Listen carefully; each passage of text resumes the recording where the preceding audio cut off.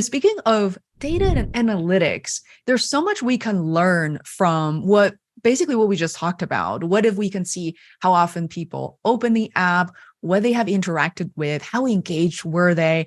So how do you think AI-powered coaching can leverage data and perhaps analytics and insights to provide organizations with valuable workforce development strategies and talent management initiatives? I mean, nothing gets really done or implemented without data. There are many great ideas out there that people, charge off into the distance, say we're going to do this, and maybe they do take some action. But if we haven't categorized or identified through data what the definition of the problem is that we're trying to solve, or what the opportunity is that we're trying to take that hill to do, and then tracked our performance against that, most initiatives lose stream. So I think any way, and again, AI and the digital tools that we have, where we can capture what the need is, as I said earlier, that we need people to develop these skills, or they've identified that they want to develop these skills, get a baseline for where they're at today, that's data, and then track their progress and how well they're doing and when they've actually achieved, success. That's what drives action. I was on a call earlier today and it was a great quote. I wrote it down. Oh, please. I'll have to ask her if I can give her credit for it, but I'll plagiarize it and make people aware it's not mine. She said, storytelling drives change, but storytelling and data drives action. People say they want to change when they hear a great story about, we did this and we accomplished, and you're like, oh, I'd like to do that in my organization. But when you say we started at the bottom and after we did this, now we're at the top, and here's the progress of how we did that and the data to reflect that, then it inspires people to actually take action because they see that it can be achieved through the specific actions. So whether it's career development, skills development, again, employee motivation, et cetera, anything that we can track. I mean, we were talking earlier about apps with streaks and badges and games and notification. That's data. My vitamin app gives me data that for, 367 days, I've taken my vitamins. That improves my health, but the data drives me to actually do the behavior. So it prompts us as individuals, but many of us are wired to be achievers. So we want to see progress against our goals. We want to track where things are going off track. We want to be able to initiate change when something is going in the wrong direction, whether that's up or down, depending on the goal. So data is critical, I think, for any change. Yeah, I completely agree. I mean, I'm looking at the Apple Watch I'm wearing. I'm looking at the Oura Ring, which is something I was really hesitant to purchase. But I have to say, just like you said, I get badges for swimming, for walking, for stretching my legs. And it's just that trigger, especially for many of us who do sit in front of the computer for an extended period of time. It's proven to be really helpful. We constantly hear from people about data analytics gathered on apps such as coaching apps in general. I find data to be very exciting and it's very insightful and helpful. But some employees may worry in some cases that will HR, will L&D, will the company have access to the data? What are the implications? So, in particular, a lot of these apps these days, the data are held privately that is not shared with the organization. So they will not really be able to leverage the data just so that the transparency and things like that of that nature is there. So what are your thoughts on having access to data, but at the same time, protecting the privacy of the employees' activities, emotional state, and all that jazz? Sure. I mean, I love the Apple commercial that's out now where Jane Lynch is narrating and she's sharing everyone's health data. And they're all like, how do you know that? And she's like, because you use an app to track that. And then they say the Apple Health app is private, so you don't have to worry about that.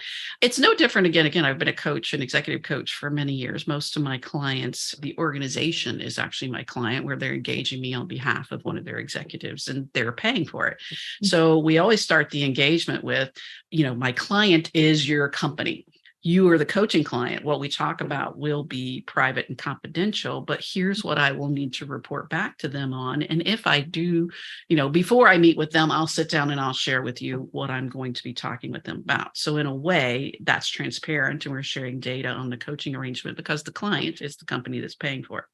If a client engages me individually and they're paying for it, maybe they're getting reimbursed, but they're paying for it, then they're my client and I don't share that information with anybody unless they want me to. So I think the app situation or online digital coaching situation is similar.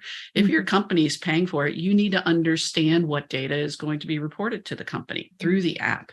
before engaging with it. And hopefully the company is doing a great job of being transparent with what they're going to be evaluating.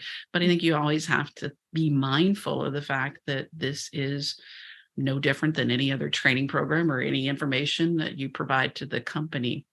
Same thing with your healthcare plan. There are laws and rules around what healthcare organizations can share with your employer, but the HR person also often has a lot of information that is private and confidential, and hopefully they're good people and they don't share that. If you're engaging in an app on your own, there's data being collected. Maybe you want to read the terms of service that we all click on that we read that we don't read. But with any digital tool, you're giving away tons of data. The younger generations tend to be much more comfortable with that. The government has said for years that TikTok is a security risk and that your data is not, safe. And I've seen many, I'm not on TikTok for that reason, but I've seen many reels and many posts on Twitter and LinkedIn where the young people are like, I don't care, take my data. Yeah. I want to use TikTok.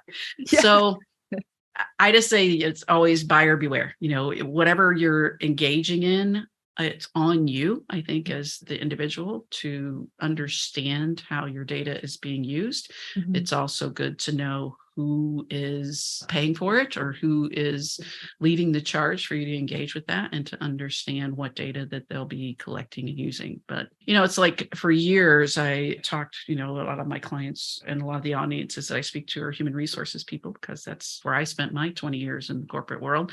Mm-hmm. And at the beginning, when LinkedIn, started in 2003, 4, 5, and I started really evangelizing, like create your LinkedIn profile. It will help with recruiting to your organization. People look up the executives or the leaders or the boss that they're going to work for on LinkedIn. And so you want to have a great profile. And just many HR leaders, again, because how sometimes the mindset of HR was, I think it's certainly changed over the years, where like, I want to be private. I don't want people to know about me. Mm-hmm. I have security concerns. I'm like, I can Google your name and I can come up with a lot of data and information from back then there was a site called Spokeo and others where they mined the web, and then they created this profile, which was 99% fictitious from, maybe there's 10 JenniferMcClures and they conglomerated a profile, but that would be what people would find if they Google your name versus your LinkedIn profile where you control what you put on that. Mm-hmm. So I really tried to impress upon them, create a profile where you have the ability to put out the brand and the personal brand that you want,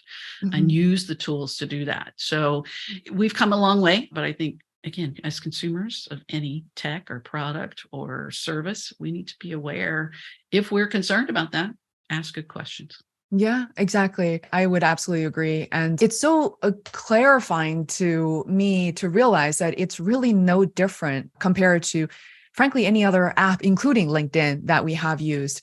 And I think sometimes when it comes to AI tools, sort of these days, it's exciting, but at the same time, it has kind of this mixed rep for people to not fully understand what it is, or maybe AI coaching is relatively new, but we really believe it has a lot of potential. And, any company adopting the app can and should be as transparent as it possibly can be, so people can opt in to participate at their comfort level. And I do agree, whether it's TikTok or just younger people, generations and younger generations in general, they're definitely much more comfortable with just sharing in general and knowing that there's a kind of, I feel like there's a collective force and knowledge that we can be better together. We're not alone. And let's actually express what's happening in the workforce. Let's talk about the things and the skills that we were not trained for back in college. And we're here to learn. And here is what the gaps are. Thanks so much for watching. I hope you find it helpful. We'll soon be back with our next podcast. In the meantime, please share this episode with your friends and colleagues.